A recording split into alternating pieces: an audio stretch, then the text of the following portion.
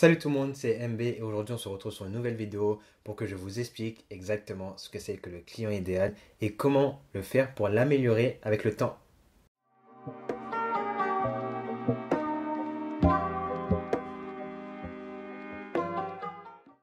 Alors bien sûr, si tu ne me connais pas, je m'appelle Dussoli Mickaël et sur cette chaîne, j'aide les entrepreneurs SaaS à level up leur business. Alors pour commencer, un client idéal. Bon, salon, client idéal, avatar client, client type, il y a énormément de noms, mais pour faire simple, pour cette vidéo, pour toi et pour moi, on va l'appeler client idéal. Ok? Aussi, j'ai envie de vous dire deux choses. Pour commencer, il y a énormément de personnes lorsqu'ils se lancent dans un business en ligne, donc ils font en sorte de le présenter qu'à des personnes qui sont proches d'eux. Donc voilà, ils ont peur de sortir de leur zone de confort.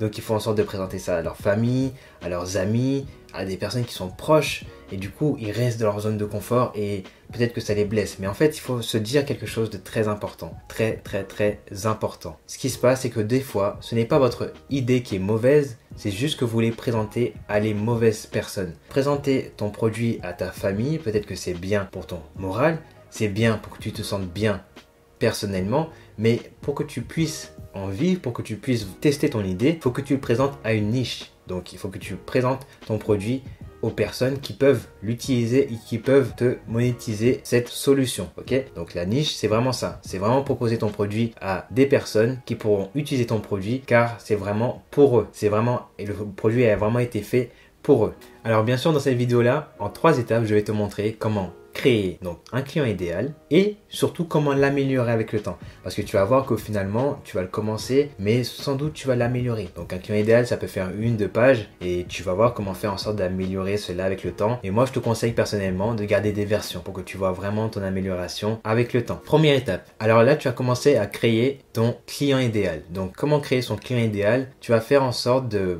tu peux taper directement client idéal template sur Google, tu vas trouver plusieurs exemples. Là je te mets un screen où là, comme tu peux le voir directement, on va rentrer donc une photo, on va mettre une photo du client idéal, son nom, prénom, ton âge, ce qu'il fait dans la vie, combien il gagne, ses peurs, ses forces, ses faiblesses et aussi ses rêves et ce qu'il cherche à avoir. Donc on va faire en sorte de prendre énormément d'informations sur ce client, ok? On va faire en sorte de vraiment se dire, ok, on va le créer. C'est comme si là, je vous disais, là, tout de suite, là, vous êtes devenu scénariste. Hop, là, vous avez créé un personnage et que ce personnage-là, vous allez essayer de lui mettre le maximum d'informations possible. Donc voilà, votre client idéal, il doit être dans la comptabilité ou ça doit être un avocat. Et là, vous commencez à faire un scénario. Il a ces besoins-là et il a ces problèmes-là. Donc aussi, ce qui est bien aussi quand tu fais ton client idéal, c'est que tu peux te dire en fait, bah, ça va me servir pour toi en fait.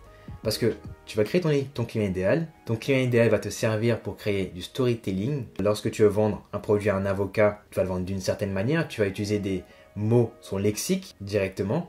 Alors que si tu le vends à une personne qui est dans la comptabilité ou dans les assurances, donc un vocabulaire différent. Et c'est ça qu'il faut prendre en compte parce qu'en fait, plus tu connais ton client idéal, plus tu le travailles, plus tu auras des résultats, plus tu pourras améliorer tes résultats et ainsi de suite.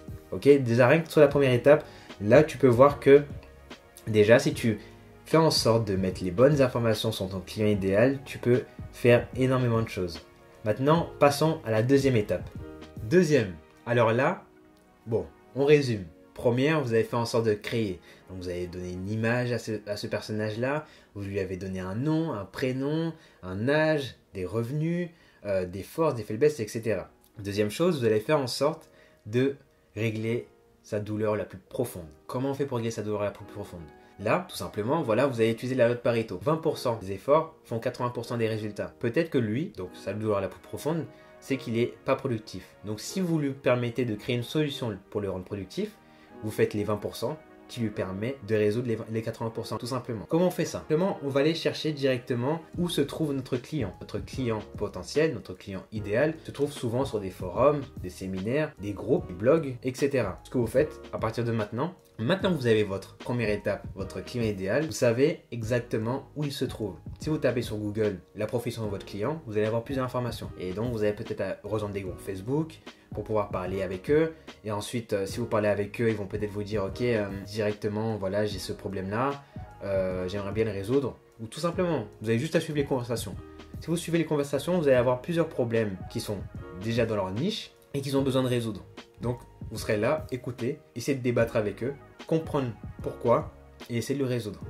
Comme ça, en faisant ça, déjà, de 1, vous allez pouvoir récupérer des potentiels clients parce qu'ils vont voir que vous êtes intéressé à leurs problèmes et vous allez faire en sorte de résoudre leurs problèmes. Donc, c'est très important de se dire, en fait, n'y allez pas en tant qu'entreprise, allez en tant que personne qui cherche à avoir des informations pour résoudre un problème. Ok ?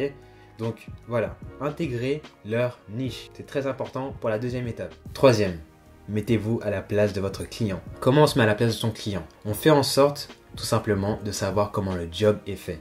Job to be down. Job to be down. C'est une stratégie qui peut prendre une vidéo entière. Mais là, pour la simplifier, comment il travaillait avant ma solution et comment il va commencer à travailler avec ma solution. Et comment votre solution va leur porter un bénéfice, que ce soit productivité, un gain de temps, etc. Vous allez aussi savoir directement ce qu'il faisait et ce qu'il va devoir faire avec votre solution. Alors, et en plus, ce qui est important, c'est que vous allez pouvoir travailler sur votre parcours client. Votre parcours client, comment vous allez amener votre client à faire la tâche directement avec votre solution. Donc, pour résumer, première étape, vous allez commencer à créer votre client idéal. Donc là, vous avez mis une photo, un nom, un prénom, vous avez créé une histoire sur lui, vous êtes devenu un scénariste rapidement, carrément, rien qu'avec ça, vous pouvez faire du storytelling pour savoir comment lui parler avec son lexique. C'est déjà très bien. Deuxième étape, là, vous allez commencer à s'intéresser un petit peu plus à lui. Donc vous avez vu qu'il avait des douleurs profondes et vous faites en sorte de viser vraiment la douleur profonde qui va permettre de créer la loi de Pareto du 20-80.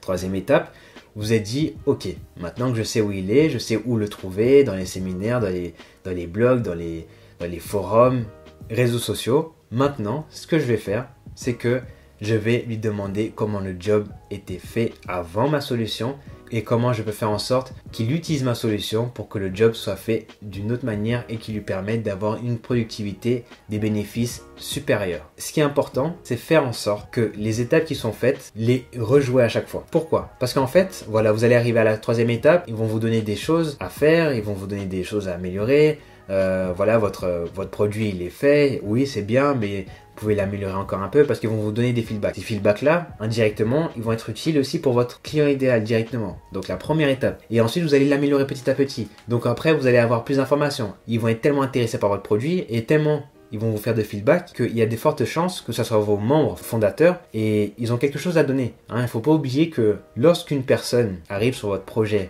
en premier, mais que vous lui donnez tellement de valeur, elle a ce sentiment d'être un membre fondateur et qu'elle a besoin, entre guillemets, de propager cela à son entourage. Encore une fois, si vous ciblez votre client idéal, il y a de fortes chances qu'en fait, il soit accompagné d'autres clients idéaux, des futurs prospects qui peuvent devenir des clients idéaux. Pourquoi? Parce que tout simplement, vous êtes la moyenne des 5 personnes que vous côtoyez le plus. Donc forcément, si vous êtes dans la comptabilité, il y a forcément de chances que vous soyez avec des gens qui sont aussi dans la comptabilité aussi. Si vous arrivez à donner énormément de valeur à vos membres fondateurs, forcément, vous allez avoir beaucoup de personnes qui sont liées. Voilà, c'est un réseau en fait, c'est un réseau. Si vous faites en sorte de vraiment bien cibler, bien améliorer ces 3 étapes-là à chaque fois, tout peut bien se passer pour vous. Et dans le pire des cas, vous aurez quand même une base de données parce que forcément, les gens qui vont essayer votre produit, si vous faites bien votre site, vous avez mis en sorte de récupérer l'email, si vous avez fait en sorte de récupérer par exemple leur numéro de téléphone, vous allez pouvoir les contacter et faire en sorte d'améliorer votre liste de contacts sur cette niche-là, qui est toujours utile si vous avez vu une autre douleur profonde à régler. Ok, c'est très important. Voilà, donc vous avez maintenant les clés en main, les 3 étapes à suivre pour créer votre client idéal. Merci d'avoir regardé la vidéo jusqu'à la fin. Alors, n'hésite pas à lâcher un commentaire, un like et à t'abonner à la chaîne si ce n'est pas encore fait. N'hésite pas aussi à me suivre sur Instagram car je poste du contenu chaque jour dessus pour t'apporter le maximum de valeur. C'était tout pour moi. Je te souhaite une bonne journée ou une bonne soirée. Ciao!